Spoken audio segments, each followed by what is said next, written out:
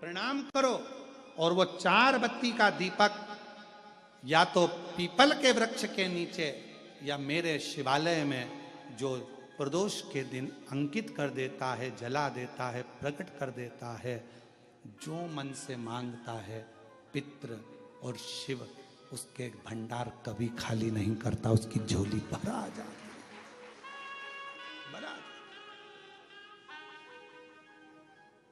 कौन से दिन? श्राद्ध पक्ष में जो प्रदोष आए, प्रदोष के दिन, प्रदोष काल में दीप प्रकट करने की बड़ी महत्वता है। आपने 16 दिन अगर ब्राह्मण को भोजन नहीं कराया है, 16 दिन अगर तुमने अन्नदान नहीं करा है, 16 दिन अगर कोई दान नहीं दिया है, तो भी यदि प्रदोष के दिन श्राद्ध पक्ष में जो प्रदोष आएगी, उस प्रदोष के दिन श्राद्ध पक्ष के 16 दिन के अंदर जो प्रदोष आए, प्रदोष काल में चौमुखी दिया 4 पितरों का जिनका नाम अभी वर्णन किया उनका स्मरण कर कर यदि प्रज्वलित किया जाए तो उसका फल अधिक मिलता है। और जो कामना कर कर हम दीप लगाते हैं वो कामना हमारी वर्ष भर पूरा नहीं होता और बाबा उस कामना को पूर्ण कर देता है, पितृ पूर्ण कर देता है। तुम अपने पितरों का नाम लो और लगाओ चार, क्योंकि ये 4 पितृ 4 दिशाओं से हमको सुरक्षित रखते हैं।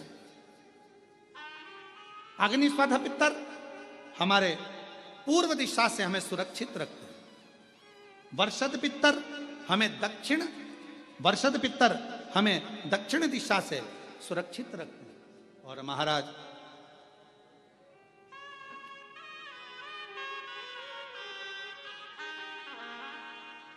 आग्नेय पितर ये हमें पश्चिम दिशा से सुरक्षित रखते हैं।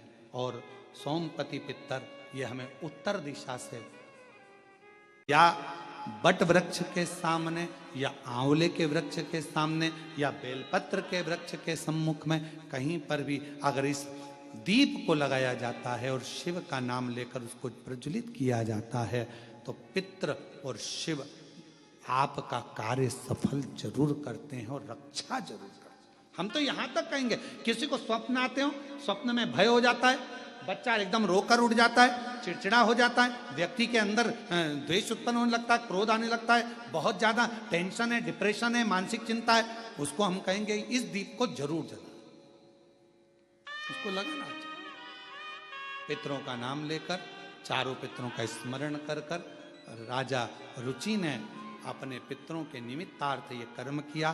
तभी इस कर्म को जैसे ही करा था, करते ही राजा रुचि को जो चाहिए था वो मिलने लगा। सामने से एक नदी के सम्मुख से एक स्त्री, सामने से एक सुंदर अप्सरा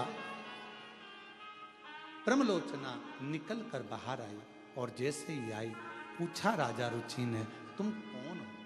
कहा, मैं अप्सरा हूं ब्रह्मलोचना। आपने पितरों को तृप्त करा है दीप लगाकर, क्या चाहिए तुम्हें? मेरा विवाह नहीं हो रहा, कोई कन्या चाहिए। राजा वरुण की पुत्र की पुत्री मालती, जो तुम्हें इसी स्थान पर जहां तुमने शिव की आराधना करी है, शंकर की आराधना करी है, जहां तुमने पार्थिव बनाकर पूजन करा, इसी भूमि पर वो मालती का दर्शन होगा। उस मालती से तुम्हारा विवाह होगा और तुम्हारे घर में पुत्र रत्न की प्राप्ति होगी, तुम्हारा वंश बढ़ेगा और तुम्हारे पितृ हमें